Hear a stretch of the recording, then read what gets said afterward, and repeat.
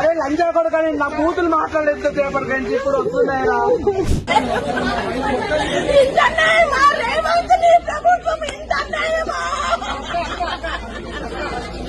నీ కొడుకు ఓటేసినా నువ్వు ఉండాలే బాగుంటది అనుకున్నాం కానీ ఇంత అన్యాయమా? కొడుకు రూపాయి పెట్టింది నా కొడుకు తప్ప నీది న్యాయమా చెప్పు?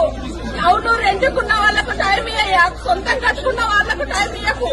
రెండుకున్నాం కదా మేము, మాకేం తెలుసు ఇది దీంట్లో ఉంది అని మాకేం తెలుసు? అమాయకుడు నా కొడుకు రూపాయి కష్టపడ్డాడు. నా కోడలు ప్రెగ్నెంట్ ఉంది, ఒక్క 2 నెలలు టైం అడుగుతున్నాం. 5 ఏళ్ళకి ఇప్పుడు నీళ్లు పోసుకుంటాయా నా కోడలు?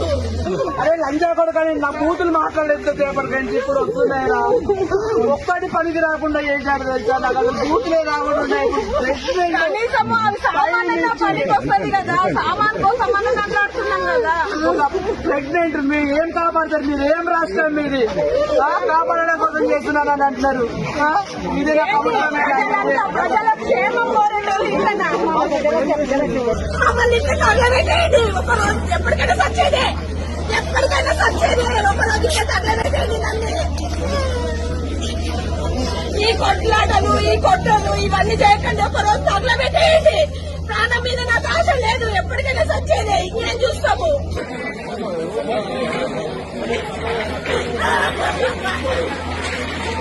నా కొడుకు పురుగులాగా దొరికిండు.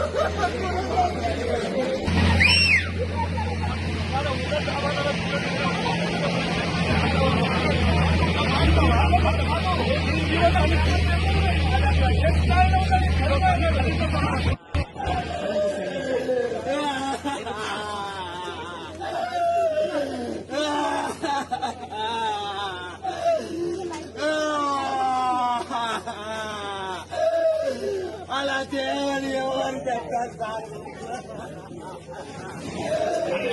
ఎక్కడి నుంచి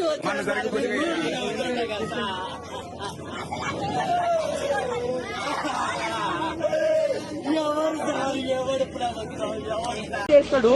కాంగ్రెస్ రావాలని మరీ పోరాడాడు సార్ తెలుసా. ఇప్పుడు తనే స్వయంగా తన నోటి నుంచి అన్నాని నా నోటి నుంచి అన్నందుకు నాకు మాట్లాడడానికి కూడా నా మాటలు లేవన్నా చెప్తున్నాడు తెలుసా. మీడియా వద్దు ఎంత బాధ వేస్తుంది తెలుసా. తనకు ఒక ఉపాధే కదా, కాంగ్రెస్ కార్యకర్త అన్ని పనులు పెట్టుకొని పోయేవాడు తెలుసా. నాకు చెప్పేవాడు కాంగ్రెస్ వస్తే అది వస్తుంది అన్న, ఇది వస్తుంది. చెప్పినా ఏం చెప్పినా వద్దు పద. ఒక ప్రాణాలు పోయినాక ప్రాణాలు వస్తాయి సార్. ఏమైనా చేసుకొని వాళ్ళకి ఎవరు సార్ ఇక్కడ బతుకుంటే వేరే రెంటెడ్ దాంట్లోకి వెళ్ళి ఇక్కడ షిఫ్ట్ చేస్తే ఇంతవరకు ఇంటిమేషన్ లేకుండా ఎవరో ఓనర్లకు ఇంటిమేషన్ ఇస్తే ఇక్కడ ఇంటిమేషన్ ఎవరికి తెలియకుండా వచ్చి ధనాదాన్ని ఉదయం కూలగొట్టే